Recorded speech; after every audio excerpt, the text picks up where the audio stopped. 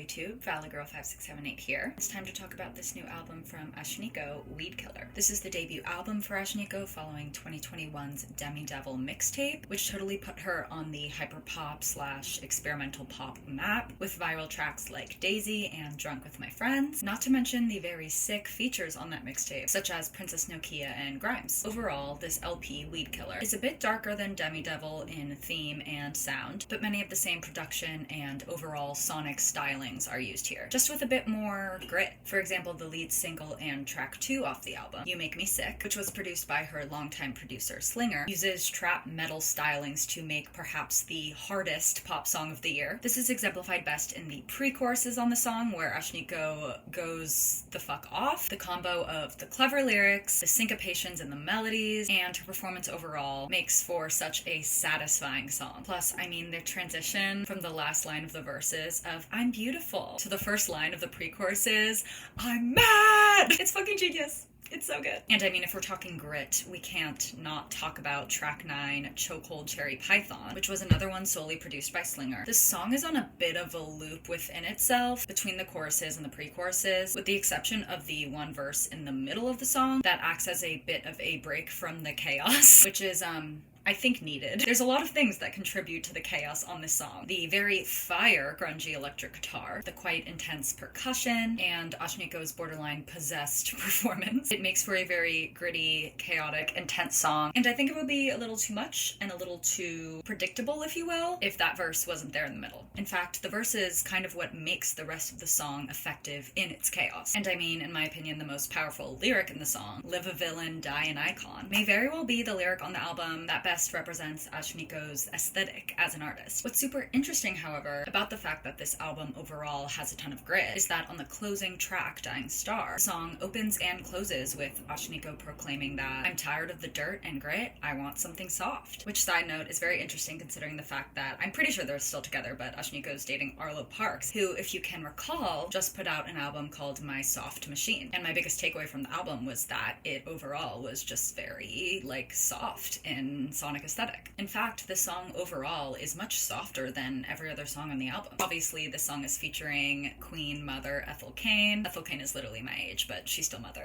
Ethel's feature obviously adds a ton to the song, and I think her verses honestly make the song. She can literally do no wrong. And it's just a really great closer for the album, as it really gives the intense themes and emotions on the album some closure for Ashnikko and for the listener. In my opinion, this song actually does similar things to Taco Truck XVB, the closing track on Lana's new album. More on that to come later. Speaking of the themes on this album, we have to talk about the genius lyrics on the whole album and how they all relate to each other across songs, creating this world that is this album. I mean, there are bars on this thing. The entire song of Don't Look at It is one continuous bar. It's probably the best song lyrically on the album, and the low-key trap / hyperpop production is the cherry on top to this sexy ass fire song. Another song that is sexy but in a sad way is Miss Nectarine, which is probably my personal favorite song on the album. This song invented sad, gay, sexy vibes. I'm absolutely obsessed with the combo of the melodies, the bassy production, and the sad, gay, sexy lyrics. The young, queer yearning, the disappointment, the tragedy. That song obviously does it for me, and do not worry, I am in therapy. Track 3, Worms, which was the second single, is also incredibly well written. I mean, my bones decay, now I'm gelatin. Come on!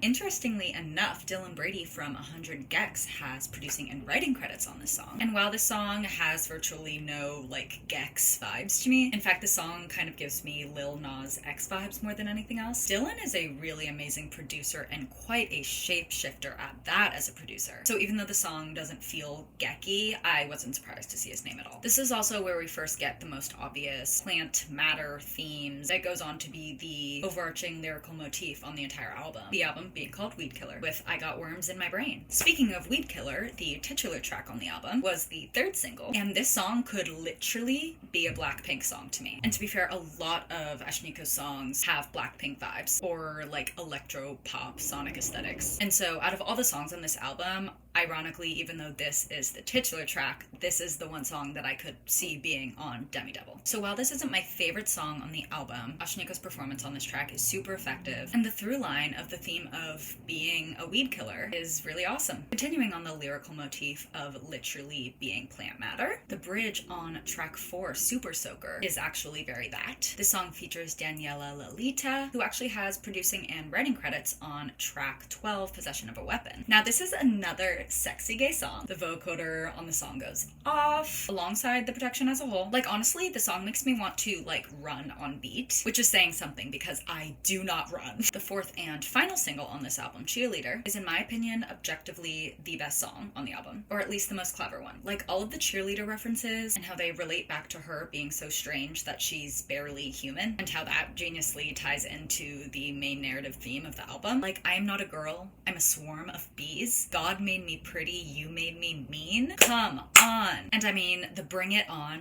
of it all and the bring it on outro absolutely slays my zillennial heart. So, in conclusion, Ashnikko made an album and with it a world that thematically and aesthetically is our current reality on Earth, but on acid. And in many ways, her presentation of herself as a weed killer is practically a metaphor for how humanity is ruining the planet. And I mean, in an even more meta sense. To me, this album is a really good representation of how we are at a point in history where the patriarchy is almost becoming a bit of a bell curve. Now, the average woman has tools to fight back against the patriarchy in her everyday life. Men, on average, are not even close to acknowledging that the patriarchy exists. In other words, men are so much further from spiritual freedom than women are, on average. And this, of course, gives, like, futuristic vibes. We are living in the future, to the point of apocalyptic vibes entering the chat. So it just represents all of that I just